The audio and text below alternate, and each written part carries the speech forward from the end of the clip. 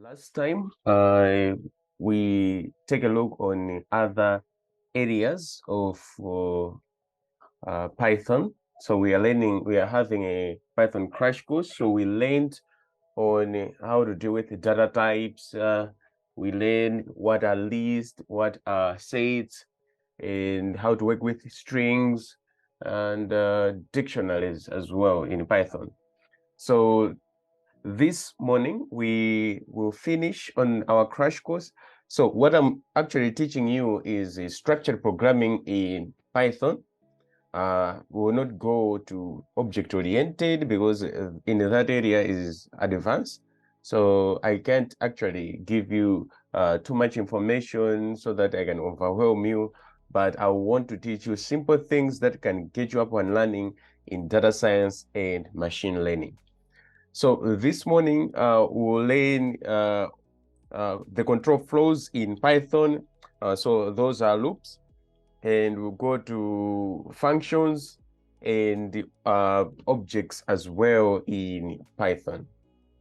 So that's all that we will learn this morning. So I believe that you know how you can work around with Jupyter Notebook according to our last classes we had. So this is the screen that you'll be welcome that will welcome you when you open Jupyter Notebook in your folder. So I have opened a folder, and I did not create any file of Jupyter Notebook, so I'll create it from scratch. So we'll go here and I will choose Python kernel, Python 3 kernel. Once I do that, I'm taken to the screen that I will actually wake my programming.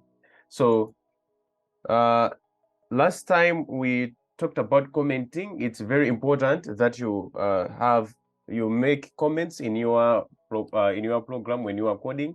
So make sure you do that a lot so that next time you are visiting your code, you should know where to start. So in order to make comments, what you need to do is to put a hash sign and just like for loops. So we are starting with our control flow with for loops. So we'll learn how we can work around with for loops in Python. So in order to execute this, you just click Shift, Enter, and off you go. It will not do anything since it's a comment. So what are for loops? So I think maybe some of us, we have ever come across for loops. So for loops is just a loop that iterates a certain sequence of numbers or values. So it iterates it up until the breaking point. So for example, if we have a list called sec, meaning sequence, in our notebook. So if we have a list, maybe 1, 2, 3, 4, and 5, and click Shift Enter, we want to iterate this sequence in Python. So in order to do that, we can use a for loop. So check this in mind. Put this in mind. We write a keyword called for, and we can put any variable that we want. That will be our iterator. So in this case, I can put a number as a word. So I'll put another keyword called in, then sec, that is my list that contains elements that I want to iterate. I'll put a colon. After that, I'll press enter. So you can see that Python has given you an indentation. So it does that for you. So meaning to say you want to write the block of code that you will learn when you are learning your for loop. So in this case, I will just put a print function. So I can just say print the number is, it's a string, then I'll concatenate the value called number. So as I was saying, number is the iterator in this number. The word number is the iterator in this for loop. So let me just put it in simple, maybe explanation. You can see 4 number in sequences. So you are temporarily putting values from the list into the number variable and use the number variable to print it out in the block of code that I have written here. So if we execute this, so okay, it cannot concatenate. All right. Because it's a string, we cannot concatenate it. I'll just put formatted string here, then format, and I'll put number. Let's try this one, and here we go. We can see that our number here is able to take the value of from the sequence, and we can use it in the block of code below the for loop. And according to our code, this is our output. We have the iteration. So it has iterated 5 times according to the elements, number of elements inside our list. So that's how you can write a for loop in Python.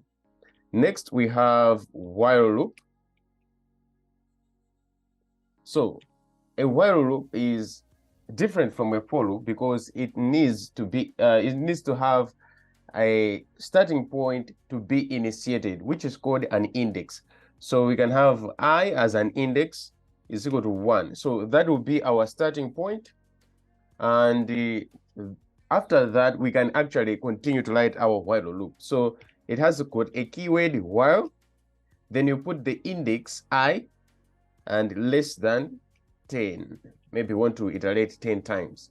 So what does it mean? It means that while 1 is still less than 10, I want you to execute a certain block of code. So a while loop works with booleans to check if a condition is true, and it iterates it. Once that condition is false, it breaks the code. So in Python, you put a colon, press enter. Once you do that, you are taken to another line to write the block of code that you want. So in this case, we can say print the number or the index is, put curly brackets. Remember, formatted string on our previous class. If you did not attend that previous class, don't worry. The video will be uploaded soon. The first video I recorded, it had problems. We did not have audio, so I re-recorded it again, and I will send on YouTube along with this one. So once you write a formatted string, so we'll put I in this case, because our I is the index, the iterator in our case here. There is one thing you need to do once you do this. If you can check this code, it has got a flaw, because our condition will still remain true since the index is still 1. So it will continue iterating and it will overload your system, and your system can break down.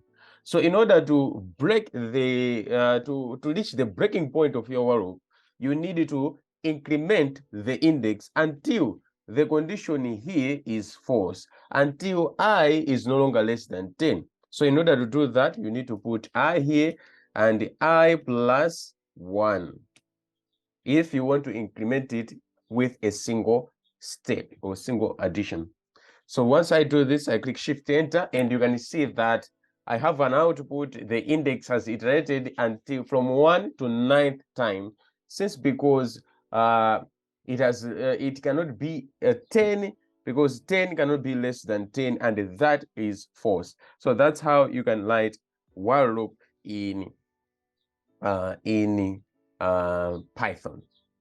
Now, there are some other tricks that I've added to this lesson called the range function. So since we are going to be data scientists, we need to know how we can generate values at the end of the day. So we'll have range function. So let's get back to the for loop. You can see that this for loop can actually iterate within maybe from 1 to 5. but we do not want that. Or if we are going to be programmers, we want to do things fast instead of writing this type of for loop to iterate these numbers. So you can make a range function. You can use a range function to generate these values using a for loop. So for example, if you put here as range, maybe we want to as a range function, we can put maybe 0 and 5. So what does it mean? It means our range function will generate values from 0 up to 5. So if we learn this, we are seeing that it has outputted a range object. So what we are seeing here, it's a range object. It's showing us that an object has been created of a range function. In order to see this, what we need to do is to iterate the values using a for loop. So we can just say for maybe value or var in range. So it's the same as the one that we have written here, but now we want to iterate the values of the range function. So I can put here 0 and 5, and then put the block of code. We want to see the values that we have generated. So I can just place here var, just like this, and press shift enter. You can see that I've generated the values from 0 up to 4. So remember, Python is a 0 language. So we are starting counting from 0. So that's how you can actually put range. And also you can generate a list using the range function. So you are making sure that you are generating a list. So last time we were generating lists manual, we are putting values, for example, 1, 2, 3, 4, 5. You can also generate a list using a range function. We can say my list is equal to list open brackets, put range. So you are putting the range function here, and your starting point maybe to 10, and let's shift enter, and you can check my list, the contents of my list, and you can see that you do have the values inside your list. So you have simplified your work, so you don't have to actually generate the numbers by you on your own, because you are reducing the time you are spending when programming. So we also learn during NumPy, which is going to be next week. So in Numerical Python, we'll also learn some tricks of how we can generate these lists as fast as possible, because we're going to be data scientists and we want actually to do things fast. There's also a tricky thing that I want to show you. We're going to use this list that we have created, but in Python, you can use the for loop in order to change things, to change values inside a list as fast as possible. So we can create maybe an empty list by just saying output is equal to an empty list. So we do want to put values, alter the values inside this list from the mylist list.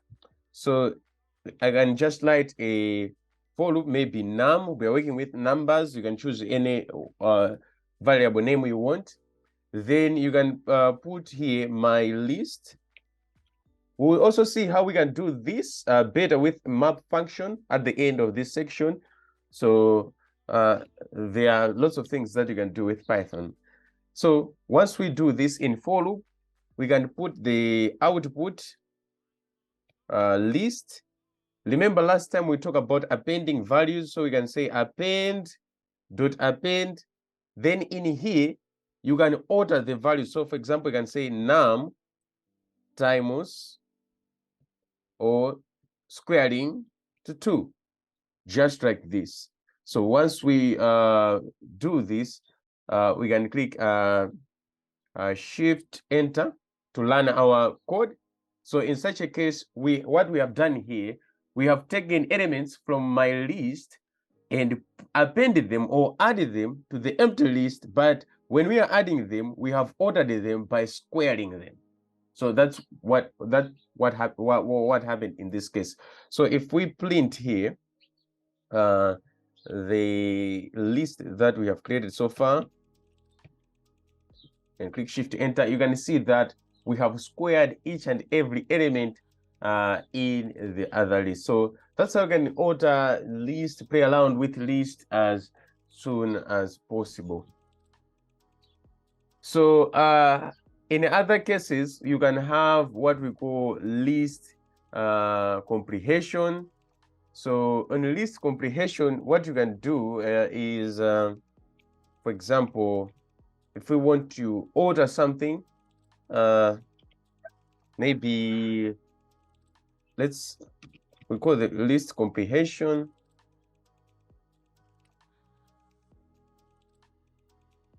So, for example, you want to create a list to a short form of an output. So we can just say an output 2, but we want to have ordered elements from my list list. So what you need to do is to put output 2 is equal to, then place in the square brackets.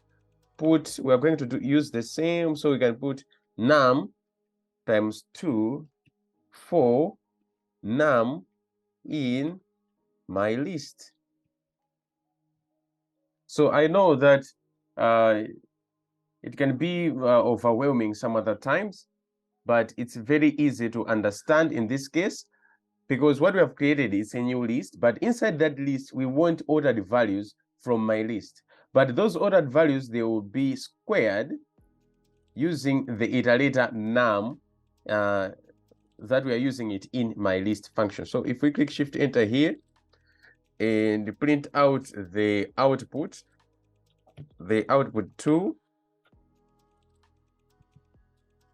you can see we do have the same output. So that's a short form of how you can write your code fast when you are working with lists, or we want to order your list in Python. So we are done with these loops and some techniques that we want. Now we want to learn functions, how we can write functions in Python. These are very easy. Python is very easy to implement a function. So in Python, in order to write a function, we can just write diff the name of your function. I can just say my func. But however, before we proceed, I just want to let you know what are the uses of functions in Python or any other programming languages. So functions are basically used if you want to reuse that code later on. So you can create bits and bits of functions to do a specific operation. In such case, you will make your code faster and more responsive. So it's very important, and it's a good practice that if you are into programming, make sure you are using more functions than a top to bottom code or a structured code or a procedural code. Make sure you stay away from that. Use functions alone because they simplify your code and they make your system faster. In other sections, object-oriented, they make you can also have your system optimized and make your system faster. But for now, we are learning a good tool that is used everywhere, which are called functions as well. So these are basic tools that you need to learn when it comes to programming. So inside a function, you can have a function that doesn't have a parameter. So these brackets here, you put a parameter. But for now, we just want to print something because our function does not have a parameter in this case. So we can just say hi or hi there, just like this. If we click Shift Enter, nothing will happen because we did not call or invoke the function. So if you want to call the function, we let the function say my func and open have open and close brackets. Click Shift Enter and you can see the output of the function. However, maybe you want to have a function that has got maybe a parameter, maybe my func2, which has got a parameter. So a parameter can be any variable. So I can just say var, put colon, press enter, and press int. Here I can just press in var. So if I click shift enter here, my function it will not return anything. You need to call that function. So I need to say my function 2. But however, it will require a value.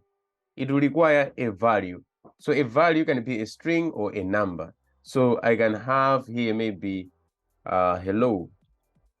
If I put here, I press shift enter, you can see the output. I can also reuse that function to print a number. As I already said, that you can reuse functions are used to reuse a certain operation. So you can see I am able to print out a string and a number at the same, we are using the same function. So in terms of maybe, if you can see here, this function, if we call it on its own, func2, you can see it's saying that it's missing one required positional argument. So what it means, we did not assign anything. It's expecting a parameter to be passed here in order to initialize a function. So in this case, it's very important that you put a default value in the function. So I can just say here, var is equal to maybe anything, click shift enter to learn that cell. Then let us go here and click shift enter, and you are able to see that there is a default value that I have placed inside the function. And you can override that value by just saying maybe J. All right, because J is not defined here, I can just because it's a it's a letter, sorry, I can just put maybe for example John by this, and I have override the function. Or if you want to be the cool programmer, you can just say you can just say var, then the name of the argument in the function here, you can just slide var, click shift enter, it's going to give you the same output. So that's how you can play around with functions in Python. So let us actually learn a little bit on return functions in Python. So these are a little bit different different with functions that only print something or do something. But in this case, you need a certain calculation. So for example, let me say def square. Maybe you want to put a square, a function that squares a number. So for example, you have a function like this, and you place in a return keyword.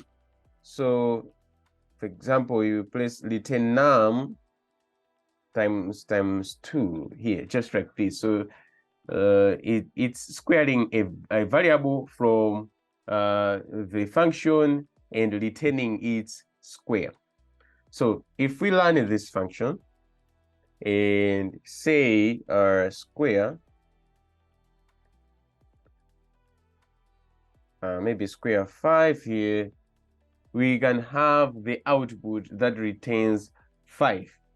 So to understand, to actually use this a lot inside your maybe program, make sure you assign this to a certain variable so that you can reuse that later on. It's a good practice, and make sure you do so when you are writing your functions as well. So there is something called docstring. So for example, we can have docstring. I'll reuse this function, the return function. So a docstring is a string that gives identification or documentation of your code that you're working with. So if you're working in maybe in a hybrid environment, make sure you use a docstring. So a docstring is identified by these three double quotes at both ends. So you can just say this is my function.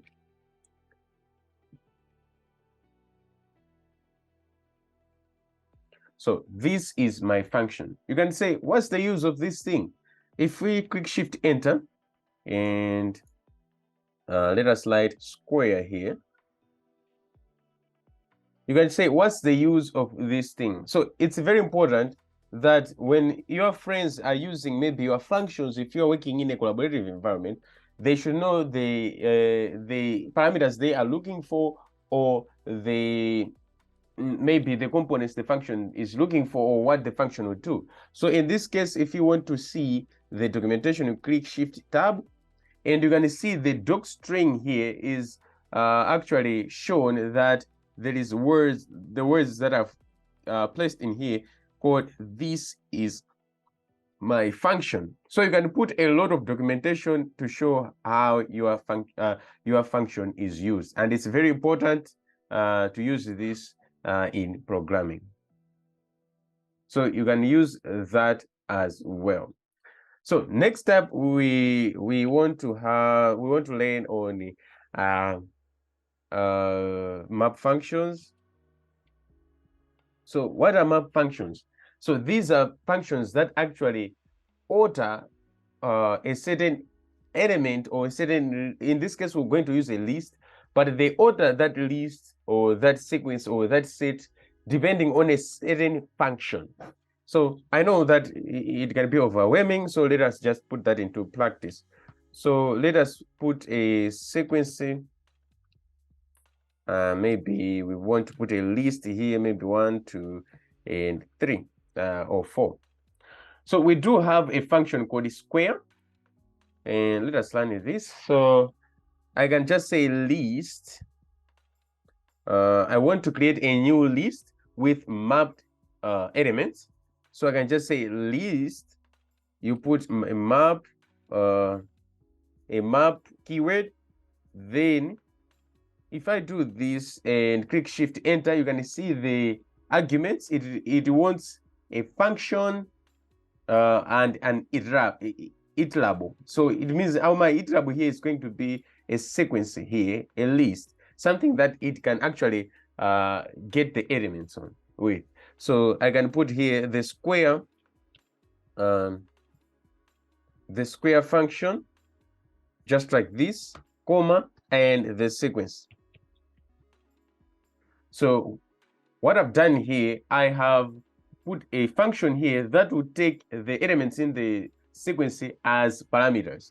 If I click Shift Enter, you can see that it has squared the values here from the list that I'm working with. So I have 1 squared is 1, 2 squared is 4, and 4 squared is 16.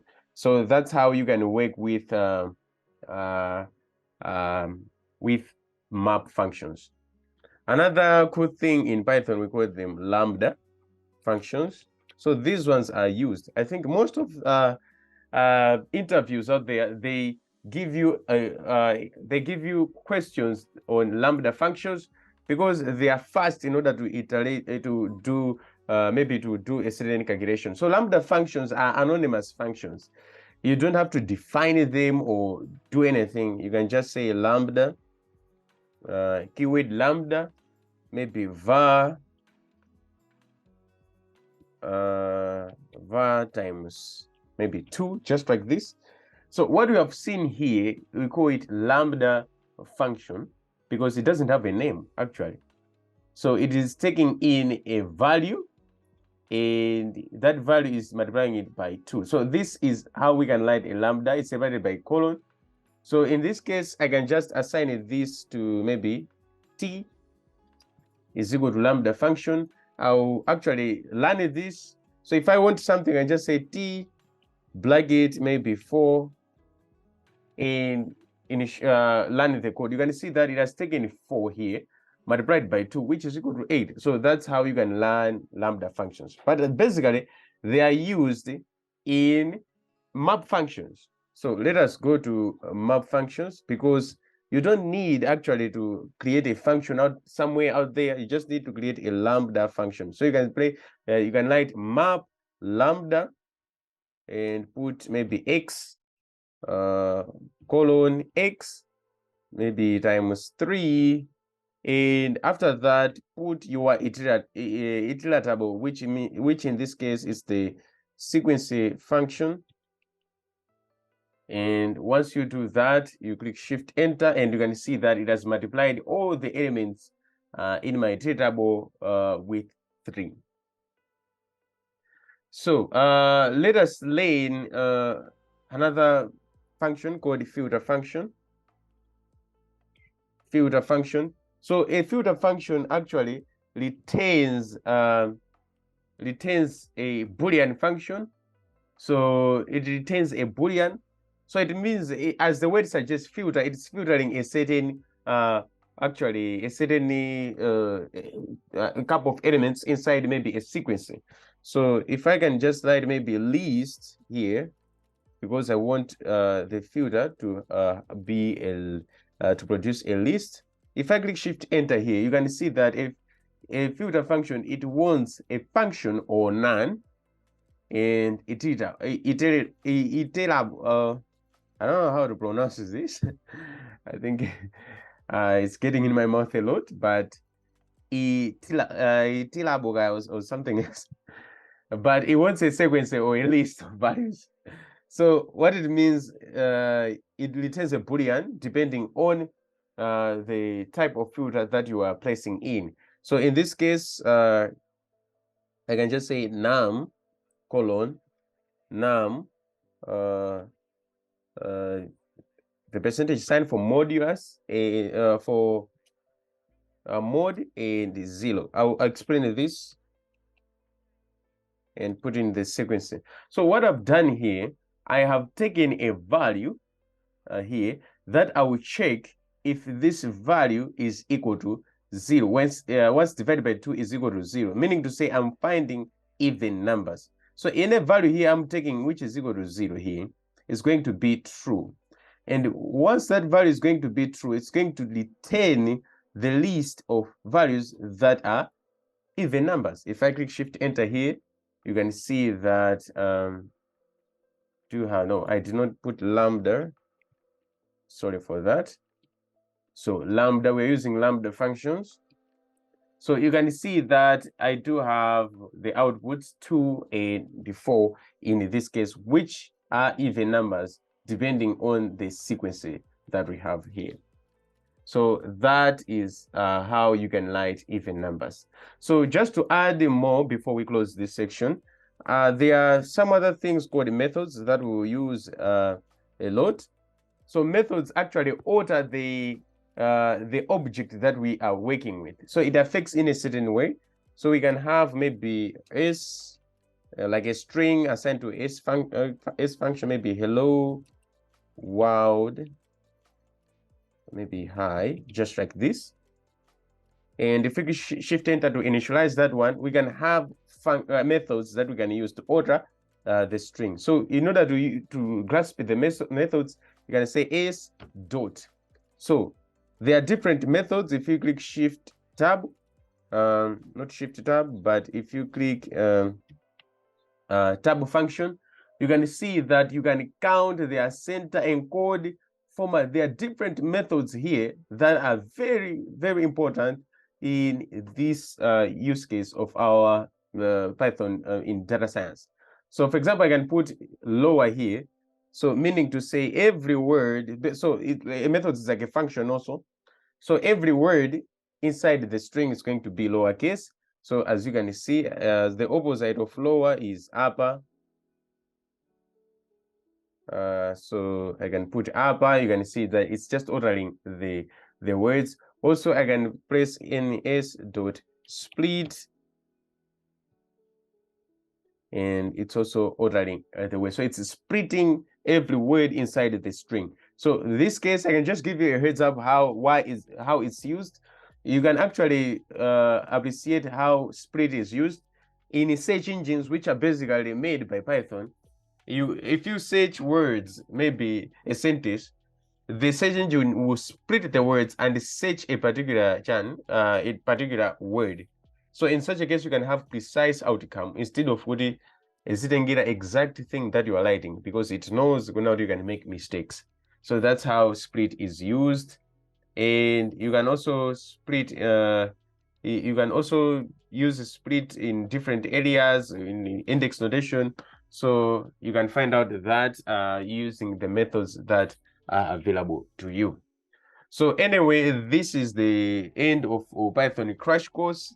I don't know if you have any questions, but next time we're going to start now data science with NumPy, then pandas, then machine learning now with the sklearn, and finishing with data visualization.